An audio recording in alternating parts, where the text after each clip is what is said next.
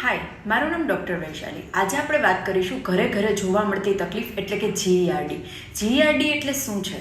જીઈઆરડી એટલે gastro ઇસોફેજિયલ reflux disease. તો એમાં શું થાય છે? એમાં એસિડિટી થવી, ખાધા પછી ખાટા અને તીખા ઓડકાર આવવા, છાતીમાં બળતરા થવી અથવા દુખાવો થવો, છાતી ભારે લાગવી, ખાધેલું ગળે પાછું આવવું જેવા લક્ષણો જોવા મળી શકે છે. તો આવું થાય છે શાના કારણે?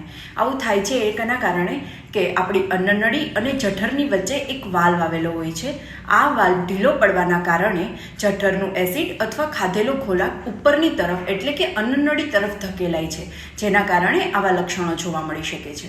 તો આવા લક્ષણો ના આવે એ માટે આપણે શું ધ્યાન રાખવું જોઈએ? તો એ માટે આપણે તીખો તળેલો, ફરસાણ, મીઠાઈ, જંક ફૂડ, ફાસ્ટ ફૂડ ખાવાનું અવોઇડ કરવું જોઈએ. લેટ નાઇટ ડિનર ના કરવું જોઈએ. ખાઈને તરત સૂઈ ન જવું જોઈએ. વધારે પડતું વજન હોય તો તેમને નિયંત્રણમાં રાખવાના પ્રયાસો કરવા.